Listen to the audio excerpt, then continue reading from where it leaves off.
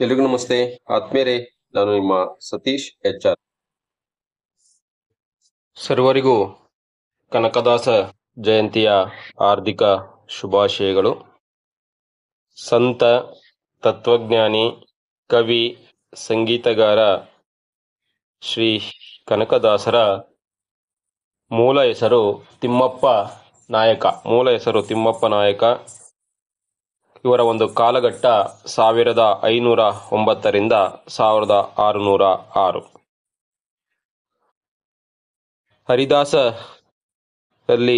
ಒಬ್ಬರಾಗಿರ್ತಕ್ಕಂಥ ಕನಕದಾಸರು ಕನ್ನಡ ಭಾಷೆಯ ಪ್ರಸಿದ್ಧ ಕೀರ್ತನಾಕಾರರು ಮತ್ತು ಪುರಂದರದಾಸರೊಂದಿಗೆ ಕರ್ನಾಟಕ ಸಂಗೀತದ ಮೂಲಭೂತ ಸಿದ್ಧಾಂತಗಳಿಗೆ ಕಾಣಿಕೆಯನ್ನಿತ್ತವರು. ಕನಕದಾಸರು ಮತ್ತು ಪುರಂದರದಾಸರನ್ನ ಕರ್ನಾಟಕ ಕೀರ್ತನ ಸಾಹಿತ್ಯದ ಅಶ್ವಿನಿ ದೇವತೆಗಳೆಂದು ಈಗಾಗಲೇ ಬಣ್ಣಿಸಲಾಗಿದೆ. ಕನಕದಾಸರು ದಂಡನಾಯಕರಾಗಿದ್ದು ಯುದ್ಧವೊಂದರಲ್ಲಿ ಸೋತ ಅವರಿಗೆ ವೈರಾಗ್ಯ ಉಂಟಾಗಿ ಹರಿಭಕ್ತರಾದರಂತೆ. ಜನನ: ಕನಕದಾಸರು ಹಾವೇರಿ ಜಿಲ್ಲೆಯ ಶಿಗ್ಗಾವಿ ತಾಲೂಕಿನ ಬಾಡಾ ಗ್ರಾಮದಲ್ಲಿ ಬಚ್ಚಮ್ಮ ಮತ್ತು ಬೀರಪ್ಪ ನಾಯಕ ಎಂಬ ದಂಪತಿಗಳ ಮಗನಾಗಿ ಜನಿಸಿದರು. 15 ಮತ್ತು 16ನೇ ಶತಮಾನದಲ್ಲೇ ಜಾತಿ ವ್ಯವಸ್ಥೆಯ ಬಗ್ಗೆ ಸಮರ ಸಾರಿದ ಭಕ್ತ ಎಂದರೆ ಕನಕದಾಸರು ಅಂತ ಹೇಳಿದರೆ ತಪ್ಪಾಗ್ಲಿಕ್ಕಿಲ್ಲ. ಇವರ ಒಂದು ಐತಿಹ್ಯವನ್ನ ನಾವು ನೋಡ್ತಾ ಹೋದ್ರೆ ಸುಮಾರು 500 ವರ್ಷಗಳ ಹಿಂದಿನ ಮಾತು. ವಿಜಯನಗರ ಸಾಮ್ರಾಜ್ಯದಲ್ಲಿದ್ದ ಬಂಕಾಪುರ ಪ್ರಾಂತ್ಯದ ಮುಖ್ಯ ಪಟ್ಟಣದ ಹೆಸರು ಬಾಡಾ ಎಂದು. ವಿಜಯನಗರದಿಂದ ಗೋವಾಕ್ಕೆ ಹೋಗುವ ಹೆದ್ದಾರಿ ಈ ಬಾಡಾದಿಂದಲೇ ಹಾಯ್ದು ಹೋಗುತ್ತಿತ್ತು. ಬಾಡಾ ಒಳ್ಳೆ ಆಯಕಟ್ಟಿನ ಸ್ಥಳ. ಈ ಬಂಕಾಪುರ ಪ್ರಾಂತ್ಯಕ್ಕೆ ಡಣ್ಣಾಯಕ ಬೀರಪ್ಪ ನಾಯಕ. ಡಣ್ಣಾಯಕ ಅಂದರೆ ತಮಗೆಲ್ಲರೂ ಕೂಡ ತಿಳಿದಿರುವ ರೀತಿಯಲ್ಲಿ ಆಯಕಟ್ಟಿನ ಸ್ಥಳದಲ್ಲಿ ಕಾದಿಟ್ಟ ಸೈನ್ಯದ ದಳಕ್ಕೆ ಸೇನಾಪತಿ ಎಂದು ನೇಮಿಸಲ್ಪಟ್ಟವರು ಅಂತೇಳಿ ನಾವು ಅರ್ಥೈಸ್ಕೊಳ್ಬೇಕಾಗುತ್ತೆ. ಬೀರಪ್ಪನ ಹೆಂಡತಿ ಬಚ್ಚಮ್ಮ. ಇನ್ನು ಬೀರಪ್ಪ ನಾಯಕನಿಗೆ ತಿರುಪತಿ ತಿಮ್ಮಪ್ಪನಲ್ಲಿ ಬಹಳಷ್ಟು ನಂಬಿಕೆ. ದಕ್ಷಿಣದಲ್ಲಿ ಸುಮಾರು 900 ವರ್ಷಗಳ ಹಿಂದೆ ಶ್ರೀ ರಾಮಾನುಜಾಚಾರ್ಯರೆಂಬ ಗುರುಗಳು ಪ್ರಸಿದ್ಧರಾಗಿದ್ದರು. ಅವರು ಸ್ಥಾಪಿಸಿದ ಪಂಥಕ್ಕೆ ಶ್ರೀ ವೈಷ್ಣವ ಮತ ಅಂತೇಳಿ ಕರೀತಾರೆ. ಡಣ್ಣಾಯಕ ಬೀರಪ್ಪ ನಾಯಕ ಮತ್ತು ಆತನ ಮಡದಿ ಬಚ್ಚಮ್ಮ ಇವರು ಶ್ರೀ ವೈಷ್ಣವ ಮತಕ್ಕೆ ಶರಣು ಹೋದವರು. ಅಂದಿನಿಂದ ಇವರು ಸಹ ತಿರುಪತಿ ವೆಂಕಟೇಶ್ವರ ಸ್ವಾಮಿಯನ್ನೇ ತಮ್ಮ ಆರಾಧ್ಯ ದೈವವನ್ನಾಗಿ ಮಾಡಿಕೊಂಡಂತ ಭಕ್ತರು. ಬೀರಪ್ಪ ನಾಯಕ ಮತ್ತು ಬಚ್ಚಮ್ಮರಿಗೆ ಅನೇಕ ದಿನಗಳಿಂದ ಒಂದು ಹಂಬಲ ಇತ್ತು. ಅದೇನಂತೇಳಿದರೆ ತಮಗೆ ಒಬ್ಬ ಕುಲದೀಪಕನಾದ ಮಗ ಜನಿಸಬೇಕು ಅಂತೇಳಿ. ವಂಶೋದ್ಧಾರಕನಾದ ಒಬ್ಬ ಮಗನನ್ನ ಕರುಣಿಸುವಂತ ದಂಪತಿಗಳು ತಿರುಪತಿ ತಿಮ್ಮಪ್ಪನಲ್ಲಿ ಹರಕೆಯನ್ನ ಹೊತ್ತಿದ್ರು. ಅವರ ಆಸೆ ಫಲಿಸಿತು. ಬೀರಪ್ಪ ನಾಯಕ ಮತ್ತು ಬಚ್ಚಮ್ಮರಿಗೆ ಒಬ್ಬ ಮಗ ಜನಿಸಿದ. ತಂದೆ ತಾಯಿಗಳಿಗೆ ಆನಂದವೋ ಆನಂದ. ತಿರುಪತಿ ತಿಮ್ಮಪ್ಪನ ಆಶೀರ್ವಾದ ಎಂದು ಅವರು ತಮ್ಮ ಮಗುವಿಗೆ ತಿಮ್ಮಪ್ಪ ಅಂತೇಳಿ ನಾಮಕರಣವನ್ನ ಮಾಡ್ತಾರೆ. ತಿಮ್ಮಪ್ಪ ಜನಿಸಿದ ಕಾಲ ಇಂಥದ್ದೇ ಎಂದು ಸ್ಪಷ್ಟವಾಗಿ ತಿಳಿಯದು. 15ನೇ ಶತಮಾನದ ಕೊನೆಯ ವರ್ಷಗಳಲ್ಲಿ ಹುಟ್ಟಿದರು ಎಂದು ಹೇಳಬಹುದು. ತಿಮ್ಮಪ್ಪ ನಾಯಕ ಒಬ್ಬ ಸೇನಾಧಿಪತಿಯ ಮಗನಾಗಿ ಜನಿಸಿದನಷ್ಟೇ. ಬಾಲ್ಯದಲ್ಲಿಯೇ ಅಕ್ಷರಾಭ್ಯಾಸ, ವ್ಯಾಕರಣಗಳ ಜೊತೆಗೆ ಕತ್ತಿ ವರಸೆ, ಕುದುರೆ ಸವಾರಿಯನ್ನು ಕಲಿತ. ಕೆಲವು ವರ್ಷಗಳಲ್ಲಿ ಬೀರಪ್ಪ ನಾಯಕ ಮತ್ತು ಬಚ್ಚಮ್ಮ ತೀರಿಕೊಂಡರು.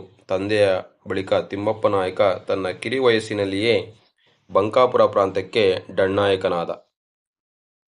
ಇನ್ನು ಇವರ ಸಾಧನೆಯನ್ನ ನಾವು ನೋಡ್ತಾ ಹೋಗೋದಾದ್ರೆ, ಕನಕದಾಸರು ಶ್ರೀ ವ್ಯಾಸರಾಯರ ಮೆಚ್ಚಿನ ಶಿಷ್ಯರು. ವ್ಯಾಸರಾಯರಿಂದ ಮಧ್ವ ತತ್ವಶಾಸ್ತ್ರವನ್ನು ಕಲಿತು ಒಪ್ಪಿಕೊಂಡ ಕನಕದಾಸರು ಉಡುಪಿ ಶ್ರೀಕೃಷ್ಣನ ಅನನ್ಯ ಭಕ್ತರು. ಕಾಗಿನೆಲೆಯ ಆದಿಕೇಶವನ ಭಕ್ತರಾದ ಕನಕದಾಸರು ಜಾತಿ ಪದ್ಧತಿಯ ತಾರತಮ್ಯಗಳನ್ನು ಅಲ್ಲಗಳೆದರು.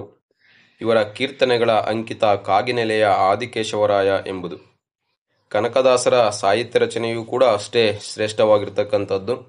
ಅವರ ಸಾಹಿತ್ಯದ ಪ್ರಕಾರಗಳನ್ನು ನಾವು ನೋಡ್ತಾ ಹೋದ್ರೆ ಕೀರ್ತನೆಗಳು, ಸುಳಾದಿಗಳು, ಉಗಾಭೋಗಗಳು, ಕನ್ನಡ ಸಾಹಿತ್ಯ ಲೋಕಕ್ಕೆ ಅರ್ಪಿಸಿದರಲ್ಲದೆ ಸಂಗೀತ ಪ್ರಪಂಚಕ್ಕೆ ತನ್ನದೇ ಆದಂತಹ ಕೊಡುಗೆಯನ್ನು ಮುಂಡಿಗೆಗಳ ರೂಪದಲ್ಲಿ ನೀಡಿದ್ದಾರೆ. ಸುಮಾರು 316 ಕೀರ್ತನೆಗಳು ಹಾಗೂ ಇನ್ನಿತರ ಸಾಹಿತ್ಯ ಮಾತ್ರ ಲಭ್ಯವಾಗಿರುವುದನ್ನು ನಾವು ಕಾಣಬಹುದಾಗಿರುತ್ತೆ.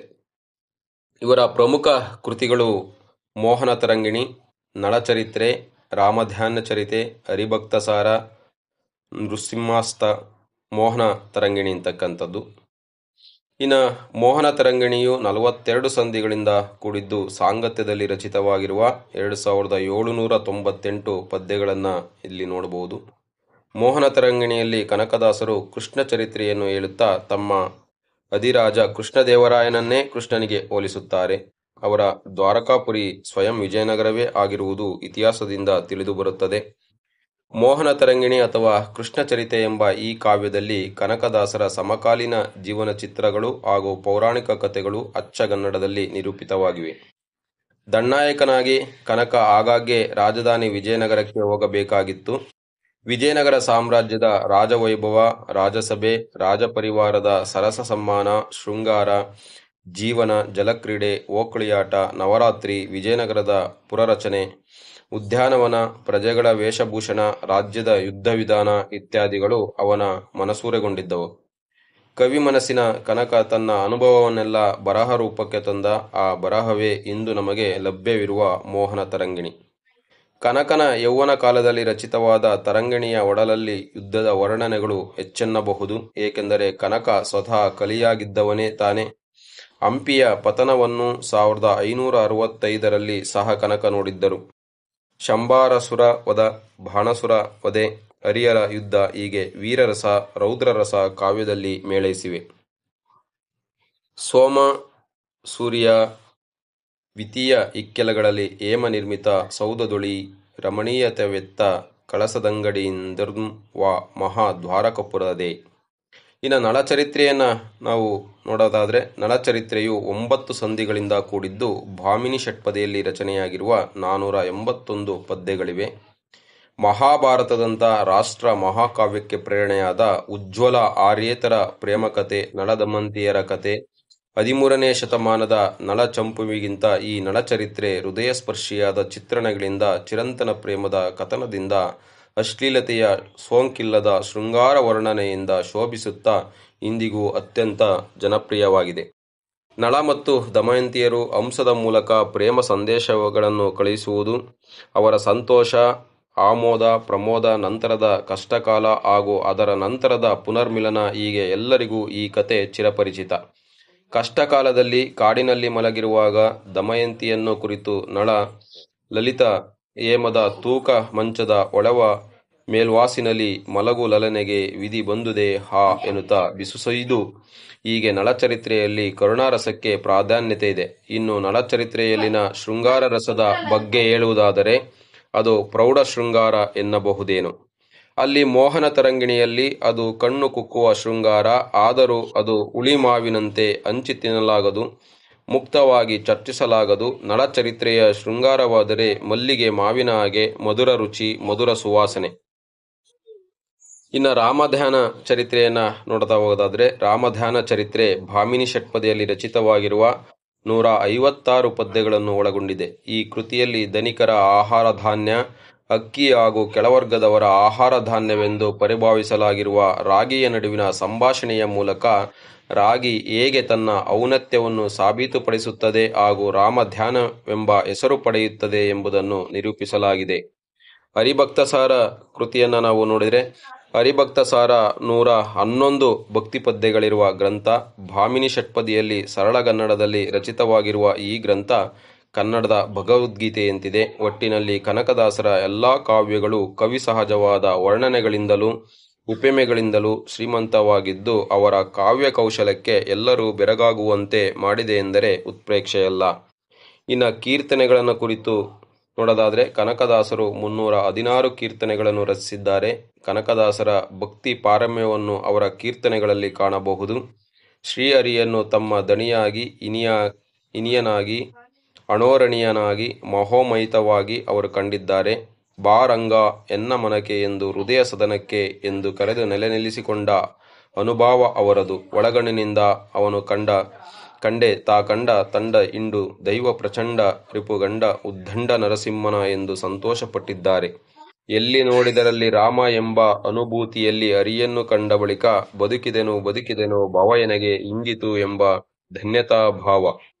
ದಾಸದಾಸರ ಮನೆಯ ದಾಸಿಯರ ಮಗ ಮಂಕುದಾಸ ಮರಳುದಾಸ ನರಜನ್ಮವುಳು ಪರಮಪಾಪಿ ಎಂದು ಕರೆದುಕೊಂಡಿದ್ದ ಅವರು ಜೀವಮಾಗಿ ಅಣ್ಣಾದಂತೆ ಪರಮಾತ್ಮನ ಸಾಕ್ಷಾತ್ಕಾರವಾದಂತೆ ಆತನೊಲಿದ ಮೇಲೆ ಇನ್ಯಾತರ ಕುಲವಯ್ಯ ಎಂದುಕೊಳ್ಳುತ್ತಾರೆ. ನಾವು ಕುರುಬರು, ನಮ್ಮ ದೇವರು ಬೀರಯ್ಯ, ಕಾವ ನಮ್ಮಜ್ಜ ನರಕುರಿ ಹಿಂಡುಗಳ ಎಂದು ವಿನೀತ ಜಾತಿ ಭಾವನೆ ತೋರಿದ್ದ ಕನಕದಾಸರು ವ್ಯಾಸರಾಯರ ಸಂಪರ್ಕದ ನಂತರ ಕುಲವೆಂದು ಒಡೆದಾಡದಿರಿ ಎಂದು ಜಂಕಿಸಿ ಕೇಳುವ ಹಾಗಾದರು. ಕುಲವೆನ್ನುತಿಹರು ಕುಲವಾವುದು ಸತ್ಯ ಸುಖವುಳ್ಳ ಜನರಿಗೆ ತೀರ್ಥವನು ಪಿಡದವರು ತಿರುನಾಮಧಾರಿಗಳೇ ಜನ್ಮ ಸಾರ್ಥಕವಿರದವರು ಭಾಗವಂತರಿರುವುದು ಅವ ಕುಲವಾದರೇನು ಅವನಾದರೇನು ಆತ್ಮಭಾವವರಿತ ಮೇಲೆ. ಹೀಗೆ ಕನಕದಾಸರ ಕುರಿತು ಕನಕದಾಸ ಜಯಂತಿಯ ಪ್ರಯುಕ್ತ ಅಂಗವಾಗಿ ಅವರ ಕಿರು ಟಿಪ್ಪಣಿಯನ್ನ ತಮ್ಮೊಟ್ಟಿಗೆ ಹಂಚಿಕೊಳ್ಳಲು ಸಾಧ್ಯವಾಯಿತು.